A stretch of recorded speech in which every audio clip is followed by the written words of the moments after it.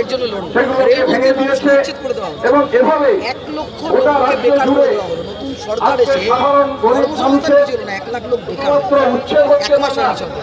8 থেকে 8 যদি ধরেন, 4 থেকে 4 যদি ধরেন, তার মধ্যে হচ্ছে 1 লক্ষ লোক বেকার হয়ে গেল। দমদমের ঘটনায় যেটা আপনারা লোকাল যিনি দায়িত্বে ছিলেন তার সঙ্গে কথা বলেন, পরবর্তীকালে দেখা গেল তিনি হেলমেট পরেছে, তিনি হেলমেট পরে ভাঙছে। ভরসা কারো করে করবেন। চালিয়ে ট্রাকের উপর লাঠি চালাচ্ছে। এইমাত্র আমি জামিন নিয়ে আসলাম, আমারটা বড় কথা, 7 জন ওপর নামে কেস করেছে। তারা কি করে চলবে? এইরকম ভাবে তো ভয় সন্ত্রস্ত করা।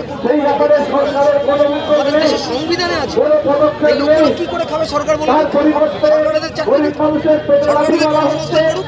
এবং সাধারণ মানুষের সর্বনাশ করা উপায়ের দিকে যাচ্ছে সমস্যার সমাধান। আমরা চাই যে সমস্যার সমাধান, সেই সমাধানের লক্ষ্যে আমরা লড়ছি।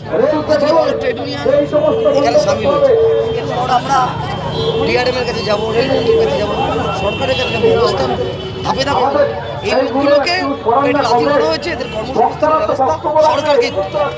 এটাই আমরা দেখতে পাচ্ছি কেএফসি বা অমোমো সব দোকান, সেনকো গোল্ড এসব কি দোকান থাকতেই পারে? কেএফসি খাওয়ার ক্ষমতা আছে আমার নেই। 5 টাকার চা খাওয়ার জন্য লোক থাকবে না? হয় নাকি? 2 টাকায় 4টে কচুরি পেতাম শিয়ালদা স্টেশন বন্ধু। আমাদের লোকাল ট্রেন থেকে এক্সপ্রেসে এত পরিমাণে